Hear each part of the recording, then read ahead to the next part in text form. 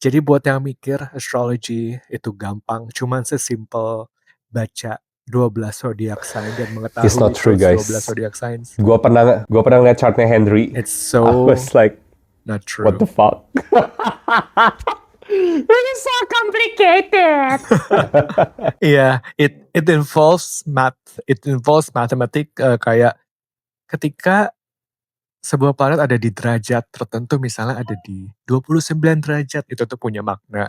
Lalu nanti dia membentuk sudut 120 derajat dengan planet lain, itu ada maknanya lagi. Dan Itu ribet, guys. gila sih, gila. But then again, kalau dari segi I Ching, itu kan ada segi complexity, kesusahan, kesulitan segala macam, makanya mungkin gak se-expose astrology gitu kan. Do you think as a practitioner you can somehow help to formulate it into an easier languages? Kayak kan sekarang cryptic banget gitu kan. Mungkin misalnya kata yang dipakai adalah oracle-nya misalnya the queen is entering the palace apalah gitu. And then you have to interpret that, right?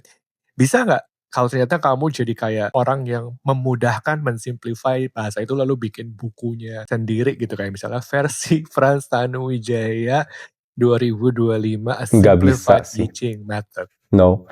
Nggak bisa ya, it has to be Iya, karena in the original banyak language translation gitu ya. kan sebenarnya nggak hanya yang dikerjain sama ini nih. Translation pertama tuh ditranslate tuh sama orang yang namanya Richard It's okay. Wilhelm di abad. Oh, udah ada yang translate. Udah banyak yang translate sebenarnya dari bahasa yang dari original Chinese-nya ya. Dari Chinese ke Chinese aja udah banyak yang translate, guys, karena ya emang susah itu. Jadinya dari classical Chinese to vernacular Chinese. Vernacular tuh jadi bahasa sehari-hari Chinese gitu udah banyak yang translate. Nah, dari classical Chinese or from the vernacular Chinese tuh ke bahasa Inggris banyak juga yang udah translate, guys. Tapi tetap susah. Kenapa? Karena gak boleh disimplified, guys. Bukan karena ini tuh, wah ini teks suci gak boleh disimplified gitu, enggak. Tapi itu justru karena dia kompleks itu, makanya dia tuh membuka banyak pintu untuk interpretasi yang fleksibel. Jadi meskipun kompleks ya, tugas kami sebagai diviner kan baca si oracles-nya dan mengartikannya kepada orang-orang yang butuh kan. Nah, kalau misalnya terlalu simple, jadi terlalu sempit. Jadi itu kayak there is no room to wiggle gitu loh. Karena nih misalnya nih, gua kasih contoh ya. Tadi si Henry ngomong kan kayak apalah to the palace kayak gitu. Misalnya gua ambil contoh satu oracle gini yang gua inget nih. Kamu nggak bawa bukunya? Bawa. Kasih lihat ke kamera gitu. Ntar ya. Ini guys, jadi tuh bukunya kayak gini. Ini sih yang gue pakai sih karena bukannya gue promosi ya, gue gak dibayar loh ini loh. Karena dia tuh nama translator itu Margaret J. Pearson. Nah, kenapa gue pilih buku ini? Karena dia tuh include the original text from Mawang Tue cave gitu. Jadi tuh banyak recent discoveries gitu. Karena kan yang tadi gue ngomong teks ini tua banget kan dan banyak teksnya tuh kayak udah kayak distorted by time gitu. Nah, jadi tuh ada beberapa versi, ada yang dari Mawang Tue, ada yang dari sumber-sumber lain kayak gitu. Dan jadi tuh ini tuh kayak game of telephone gitu loh, guys, karena itu udah lama banget kan dan banyak orang yang mempelajari, ada yang banyak orang yang nulis commentaries kayak gitu. Jadi agak distorted. Nah, buku ini mengutamakan first resource yang tua banget dari daerah ini gitu loh. Mawang Tue itu kayak situs arkeologi gitu loh, guys. Ini nih ya guys ya. Karena kan tadi gue ngomong kriptik tuh apa sih maksudnya kayak gitu. Ini gue pilih satu oracle kayak one line yang random gitu. Ini gue asal buka nih. Misalnya nih, gue ngomong ya. Ini tuh dari hexagram number 21 or shike nih. Gue kasih lihat nih. Kayak gini tuh, shike. Nah, gue pilih 6 in the 5th place. Dia ngomong gini, biting into dried meat, getting poisoned, persistence brings danger but no blame. Ngerti gak lu? Oke.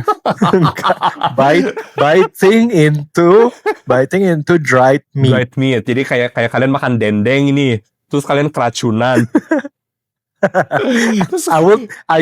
I will interpret that as hati-hati guys sama apa yang kalian mau makan. Kan, iya kan. Terus dia ngomong persistence brings danger but no blame. Jadi kalau misalnya kalian nggak pelajari ya si artis secara semantik kayak gitu, si oracle ini artinya apa? Intinya adalah kalian jangan makan dendeng, ntar keracunan. Kalau misalnya kalian lanjutin makan, bahaya. Tapi ya udah nggak apa-apa, mungkin karena kalian lapar. But wrong guys, it's not that. Itu mah translationnya bukan interpretationnya. Jadi bukan itu guys, jadi itu intinya adalah itu tuh misjudgment gitu loh. The meat is healthy. The meat itu apa? Itu tuh bisa artinya adalah peluang yang ada di depan mata, kayak juicy opportunities yang ada di depan mata kalian. Misalnya nih, ada orang yang dapat job offer nih, wah gila kayak bagus banget nih ini. Tapi pas dibacain sama gua nih, lu harus hati-hati karena mungkin di dalam job offer ini tuh ada bahaya-bahayanya. Nah, mungkin ini tuh offer yang udah benar-benar overdue dan udah lewat si masanya. Jadi si apanya ya namanya, momentumnya udah lewat gitu loh. Malah mungkin jadi bahaya buat kalian. Nah, kalau misalnya kalian mau lanjutin terus misalnya nih, ambil si job opportunity-nya, mungkin bahaya, tapi juga nggak disalahin sama alam semesta. Mungkin karena kalian lagi butuh banget. Jadi itu kalian ambil job opportunity ini meskipun bahaya, cuman ada mitigating actions-nya kayak gitu loh. Nah itu kita harus lanjutin baca lagi, gitu guys. Iya.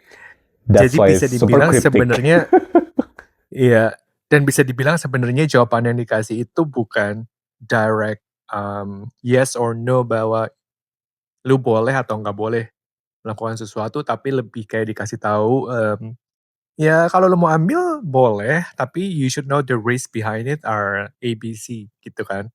Iya, betul. Nah makanya sih Hen, kenapa gue pilih metode ini, karena dia tuh nggak pernah ngomong langsung yes or no, lu ambil atau nggak ambil gitu. Jadi itu tetap ada human factornya gitu loh, ada human wisdomnya. True. Lu tetap harus pikirin ini decision lu gimana gitu. Right. Astrologi juga gitu sih sebenarnya. Kayak I really hate it when people try to narrow it down to a simple yes or no guidance gitu. Padahal True.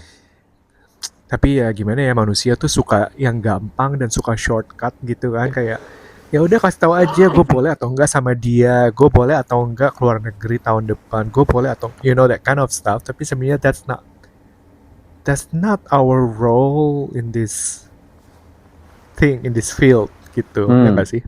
Tuh. Jadi tuh ya sebagai gue percaya sih lu sebagai astrologer ya Hen ya. Lu juga ngasihnya nasehat kan. Ya kalau misalnya lu mau gini sih boleh aja, cuman ada ini si precautionnya ini. Jadi ini hal yang harus lu improve kayak gitu. Nah, jadi guys ini gue paling suka sih nyalahin orang yang suka shortcuts gini. Jadi tuh kalian nggak boleh kalau misalnya kalian nih encounter misfortune atau enggak misalnya kalian punya tabiat jelek itu nyalahin astrologi. Nyalahin alam tuh nggak boleh guys, gitu. Betul. Terima kasih. Karena You're banyak welcome. sekali my clients yang belum paham itu dan mencari jawaban ke gua gitu ya. Padahal ya nggak bisa gitu. Iya. Jadi ya guys ya, kalian tuh harus treat astrologi atau I Ching ataupun any divination methods kayak gitu tuh sebagai guidance guys, gitu. Bener. Bukan jadi pembenaran. Iya, benar. Bukan jadi pembenaran. Lagian, life is very complicated and very like, gimana ya, I cannot even describe it with my limited vocabularies gitu. Tapi, kalau lo datang ke kita, ke astrologer or I Ching, diviner, and then you expected like a quick answer that, jadi gue boleh merit nggak tahun depan? Jadi gue boleh pindah kerja nggak tahun depan? You can ask that question. Yes, it's valid. As a human being, you will want to know that. I would want to know that. But if you expect a question, if you expect an answer from us as an absolute truth, absolute guidance for your decision, you are udah salah gitu konteksnya gitu. You need to take our answers, advices, insights, and weigh on your decision making gitu. Ya nggak sih? Iya guys, gitu loh. Jadi itu gak boleh Gitu. ditelan mentah-mentah gitu. Gak boleh misalnya nih, Bener.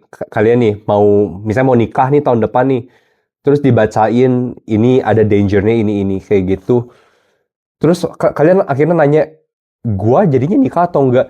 Ya kagak tahu mas, mbak. Ya lu yang putusin. Iya bener. Karena gini nih gengs ya. Bener. Kan udah dikasih tahu nih bahayanya gini, pitfallsnya gini. Ya kalau misalnya udah dikasih tahu tuh, dibenerin. Nah terus udah Bener. dibenerin, kalian pikirin, ini gua siap atau enggak? Misalnya Betul. nih ya, Betul. udah dikasih tahu nih sama Icing nih, kalau misalnya kalian nikah, nanti mungkin ada kesusahan di awalnya. Terus kalian mikir jadinya, gue nikah atau enggak ya? Ya itu mah terserah kalian, gengs, mau nikah atau enggak. Misalnya kalian jadinya nikah sih, ya inget-inget aja udah diingetin awal-awalnya mungkin bakal susah kayak gitu. Makanya kalian tuh harus makin makin nempel satu sama lain gitu loh, work as a team gitu. Bukannya jadi jangan langsung True. nikah atau enggak kayak gitu tuh enggak, guys. Kalian putusin Bener-bener. sendiri gitu.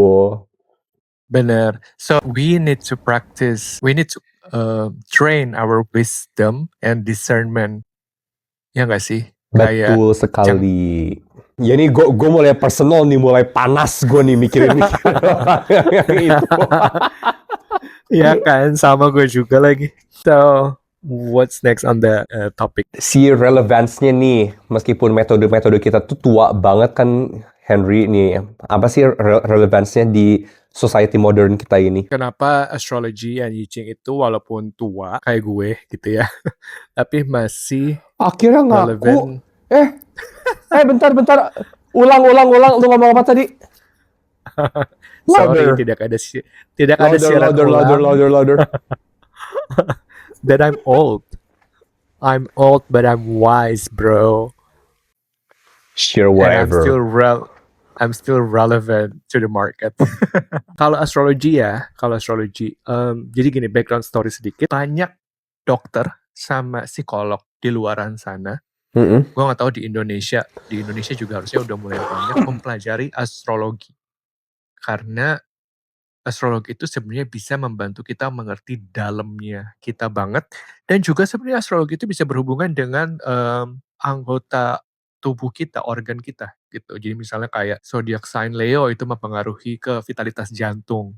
Saturnus or Capricorn itu mempengaruhi sendi dan tulang yang kayak gitu. So there are a lot of doctors and psikolog yang mulai mempelajari ini to help their patients, to help their clients gitu. Nah, jadi kenapa masih relevan?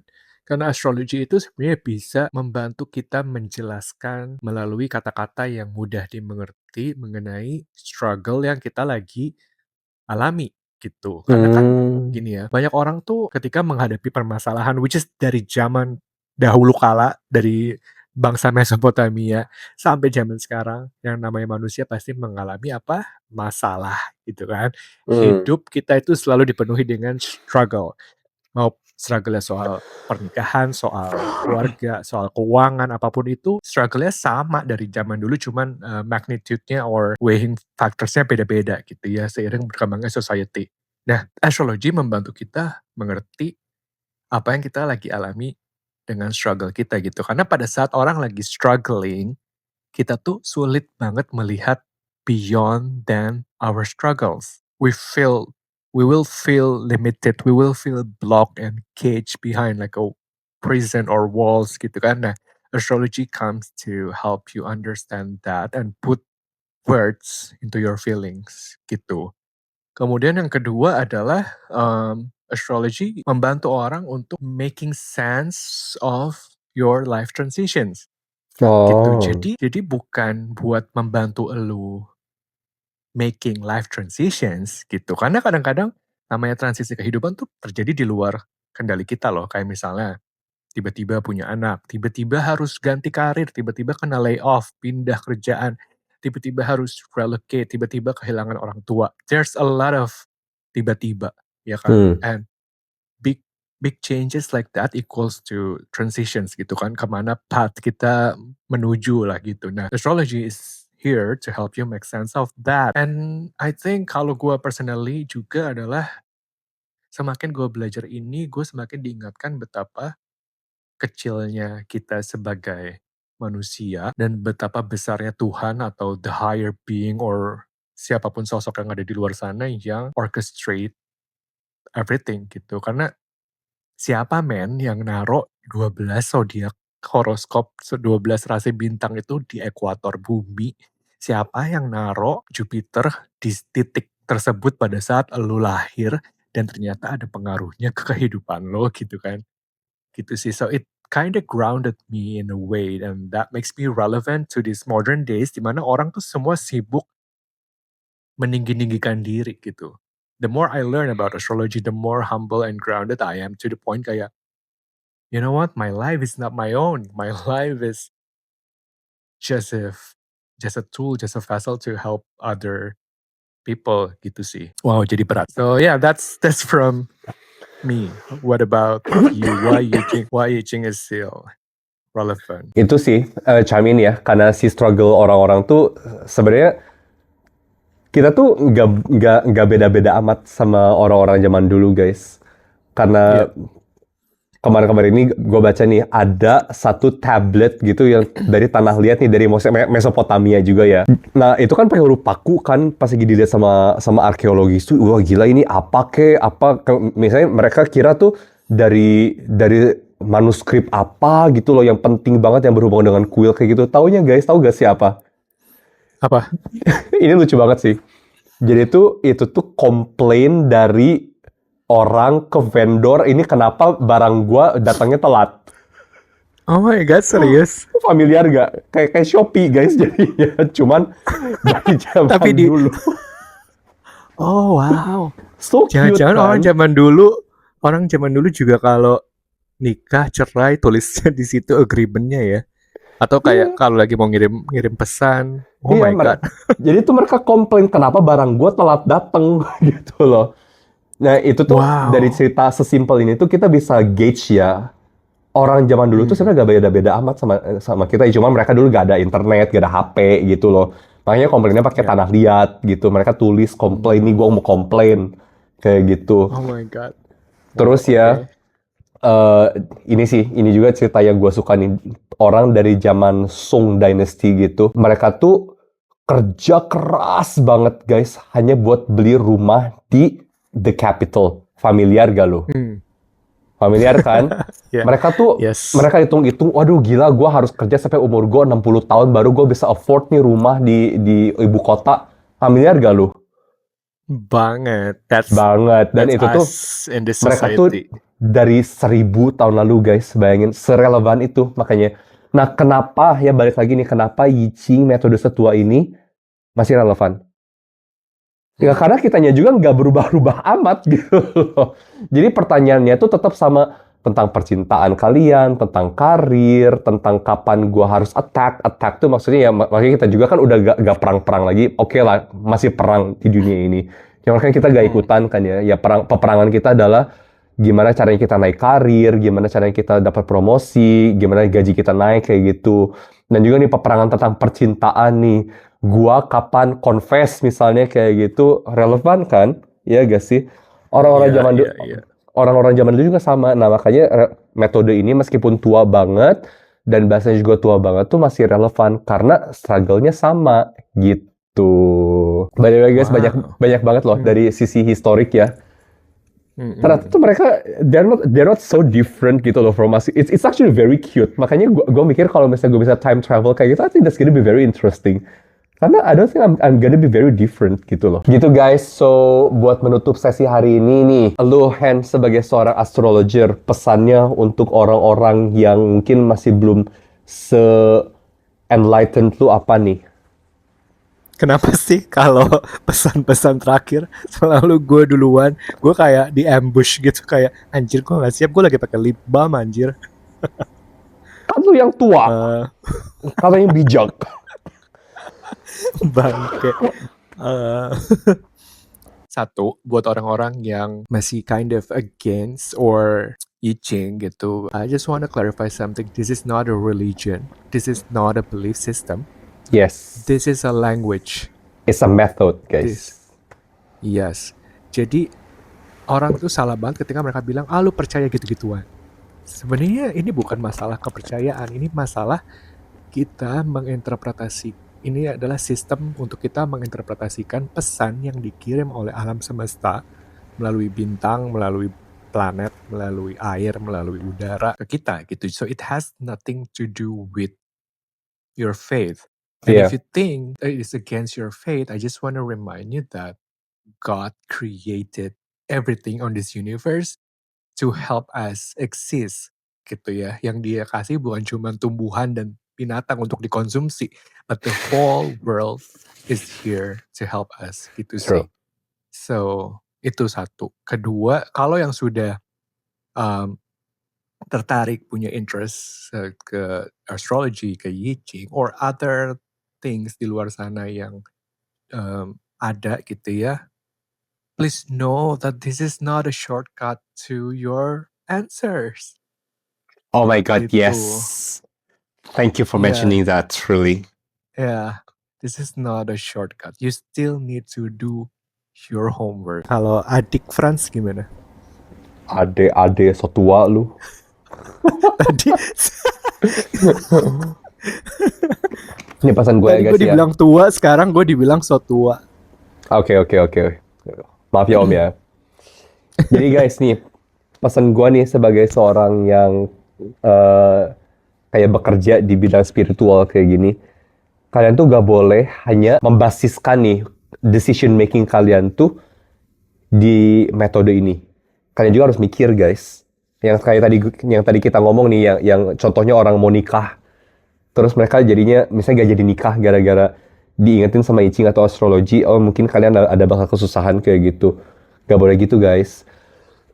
Kalian juga harus tetap mikir sebagai di kapasitas kalian seorang manusia yang bijaksana, dewasa, dan intelligent tuh kalian tetap harus pikirin kalian gimana caranya untuk mengarungi hidup ini dengan sebijaksana mungkin.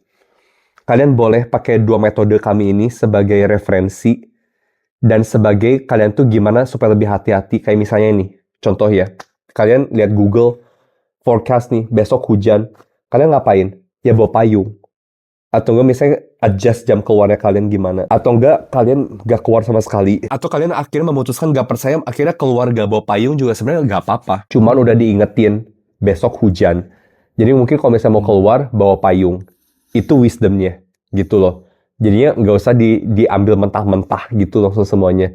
Tetap exert decision making powernya kalian gitu. Alright, so I think this is quite a deep one. But yeah, I hope you guys enjoyed this episode. And if you have any questions, you can leave us a comment or even DM us gitu ya. Kita ada taruh our Instagram di our bio. And I think that's about it for today's episode. And we will see you in the next episode of Cosmic Conversations. Bye everyone. Keep safe. Bye. Keep wise.